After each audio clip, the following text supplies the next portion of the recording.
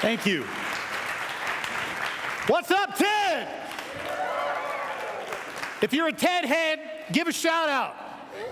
That's right. I just learned I'm a TED head, so I'm stalling for time while they're setting up my masks. All right, cool.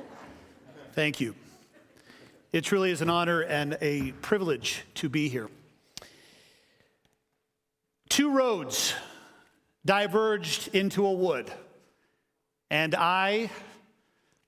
you know it, I took the one less traveled, and that has made all the difference. Robert Frost's classic poem, The Road Not Taken. Tell me, why is it so much easier recognizing the road less traveled in everyone else's life? How can I tell someone, hey, your pain is a gift, use it, if I'm unable to recognize the gift in my own life? You know, everyone has experienced an obstacle. Chances are you're probably going through one right now. It's impossible to go through life and avoid obstacles. The list goes on and on. Debt, disease, divorce, disappointment. Doesn't all start with D. Da-da-da-da-da-da-da-da-da-da. On and on.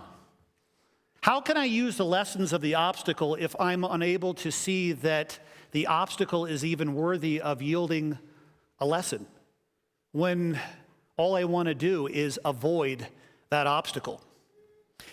Several years ago, my thinking around this question changed dramatically when I was invited to teach theater in a correctional facility, a co-ed correctional facility, to a group of severely at-risk teenagers. Holy yeah. I remember approaching the cold place of steel bars and barbed wire fence. I'm like, oh man. Using monologues and masks and movement and improvisation through a rehabilitation program, my objective was to help them perform their life stories. That was easier said than done, because they're looking at me, 10 very angry teenagers, like they're gonna freaking eat me alive. And the security guards standing stoically cross-armed behind them with their radios occasionally squawking are also looking at me like, yeah, right, good luck, dude. Welcome to prison. I was nervous, to say the least. Until then, acting for me had always been exclusive for the stage. If you would have told me that to change anything on the outside is an inside job, I guess intellectually I would have understood that from my early days working in the theater. But I had absolutely no idea of what that could possibly look like until I walked into this very, very cold place. I was entering the unknown. And in a way, it was perfect that I was in prison. Let's go back to 1995, New York City, my Juilliard school graduation. I went to the world's greatest acting school and then ran away. Running away from the acting world prepared me actually for my greatest role, which turned out not to be Hamlet, but just to be comfortable in my own skin. See, it was easier believing that the plastic world around me had somehow conspired against my artistic integrity than to accept the fact that I was terrified of the real world and rejection. In acting class, life was easy, relatively. The character transformation and the mask work and the improvisations, all that was safe to me. But upon graduation day, all the love that I'd had for the work on stage disappeared. And I sank like a rock in the ocean. And so what did I do? I ran. I bailed out of there. I tried the geographical cure in search of a different role, a different costume, a different face, a different wife, a different life, until I kept coming back to the one relationship I couldn't quite escape, the man in the mirror. But this turned out to be my greatest teaching tool working inside prison. I said to the group, look, I've never been in a gang. I've never shanked anybody. I wouldn't have the first idea about what you've gone through leading up to this moment. But I know about carrying around a lot of old ideas. And I know that those old ideas can bury you if you let them. So maybe we can meet in the middle. And suddenly the improvisations that I've been doing since the 6th grade, they took on an entirely different meaning in here. Acting was no longer just about entertainment. Story by story, we began to face the world together. The monologue is a powerful transformational tool for the actor. It's the art of telling a story on your own using everything you got, your entire instrument. It exposes everything, the good and the bad. And I thought, in inspiring them to perform their own stories, what's the very first thing they teach you in acting class when you approach the scene or the monologue? 2 questions, really. Number 1, what do you want? And what is getting in the way of what you want? Let's take a closer look at this. What do you want? The intention. And what is getting in the way of what you want? The obstacle. Now, these are powerful questions that an actor faces when they try to make the monologue or a scene a dynamic one. And I also realize they're 2 of the most important questions, 2 of the most powerful questions that a person needs to address in waking up to an authentic life. What do we really, really want? And the minute we really, really want something, something conspires against that, something that gets in the way of that. Whammo, the obstacle. Over 20-something years of an old idea told me that I had to be another person to live a greater life. That was my obstacle, one among many. But I also realized there's an intense power lurking behind the obstacle. I mean, show me a great novel or a play or a movie, and I'll show you a great obstacle. Conflict. The obstacle is the reigning champion in a great story. Without it, you got Jaws without the shark, right?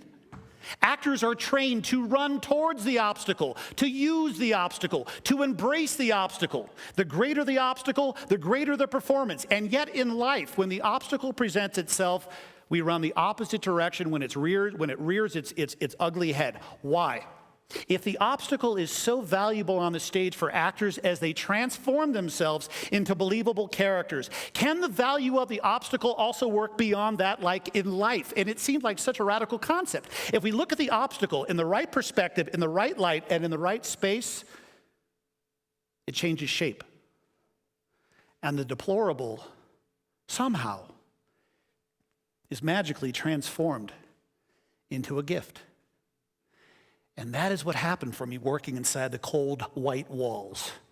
I became a part of a greater story. And that greater story was a program called Crossroads.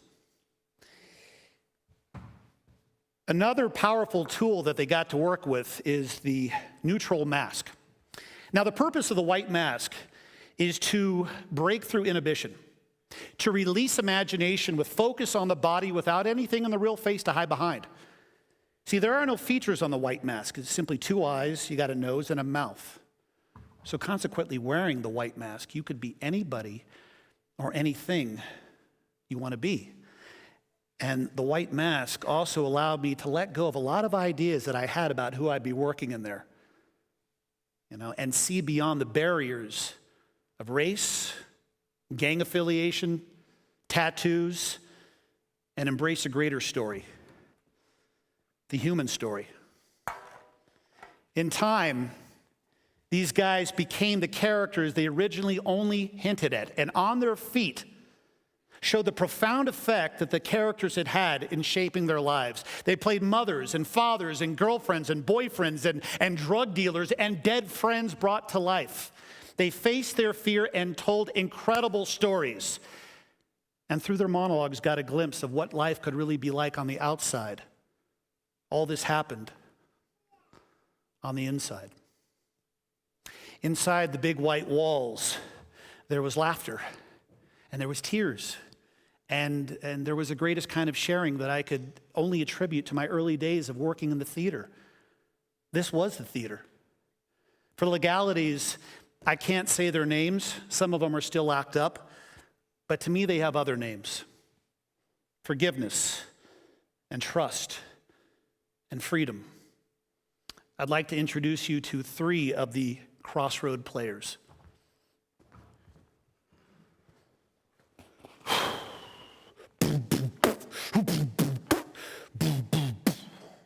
I look good over the valley and I'm in disguise. I look good over the valley with tears in my eyes. And I realize, man, I don't know what I'm saying. You want me to what? You want me to stand at the edge, stand at the precipice, and look out? All right, what do I see? I see, I don't know, what do you want me to say? I see the sunset, man. All right, okay, the sunset makes me cry. All right, big deal. Sunset. What do I think of when I see the sunset? I don't know, man. Freedom. Yeah, freedom. What does freedom mean to me? I guess where I don't have to hold on to all that stuff from the past. Yeah, what? You want me to find the gesture? You want me to find the freedom in a movement? And what are you talking about, man? You're smoking something, dude. All right, I'll do it. All right, so I guess I want to say, this is me like looking back at then, and here I am now. And it's like, here's the deal, man. Every time I want to pop somebody, I just keep getting further and further down the hole, man. And next stop for me is the big time. Real prison life, no joke. It's like you just start getting to the point where you start hating on everybody. It would take a lifetime to forgive, but I don't know. I guess I got an idea who I'm supposed to forgive in this life. I guess I do. I don't know. All right, give me that mask.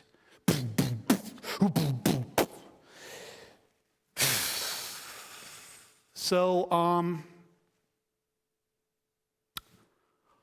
I wanted to be a dancer when I was younger. Not that kind of dancer. Yo, you guys are disgusting, man. See, y'all messing with my head and stuff. Anyway, listen, I'm going to pretend that I'm a therapist, right? Pretending that I'm talking to her, which is like me telling her how I learned how to trust, that I'm a trusting woman. But I ain't trusting nobody, man. Don't even think I'm going to trust. I'm just telling a story here, all right? What? Am I willing to trust? Shoot. I guess I'm willing to trust. Man, give me that mask. All right, I got it.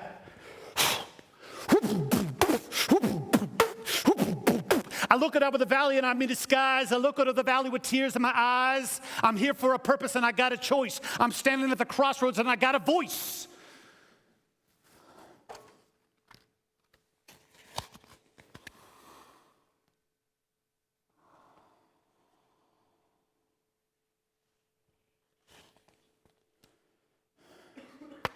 I am freedom.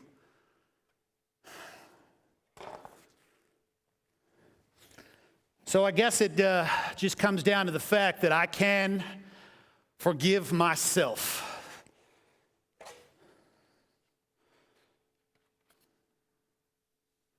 Time to set you free, dog. You're free.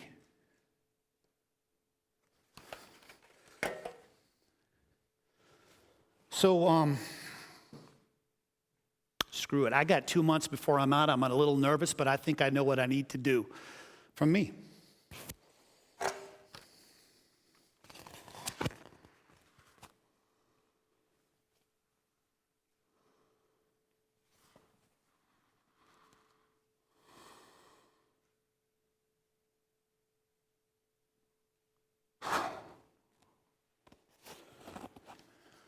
It feels good to dance again.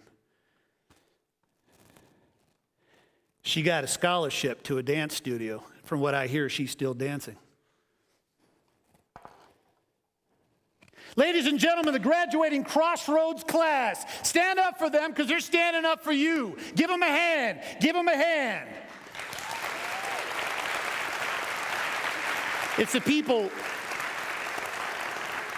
people who use their vulnerability, who face their courage in spite of those fears that they had to go through.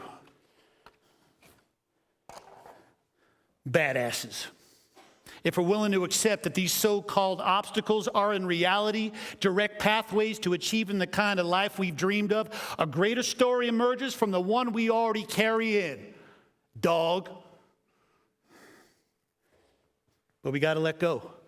And we got to be willing to listen to the voice of the obstacle and hear what it's telling us. It's through these voices that help me find my voice. My voice. While teaching theater in prison, I entered the darkness of the unknown. And I learned how to not just be comfortable, but inspired. And this process released me in my own prison. When we use the obstacle, when we utilize the value of the obstacle, we are given a gift to be able to transcend even greater obstacles surrounding our old ideas of race, religion, politics, or worldwide issues, you name it. And we're able to embrace a greater story, the human story. So I ask you, what does a play of your life look like? What is your road less traveled? And what obstacles do you need to use that would make your life amazing? Thank you. Stand up.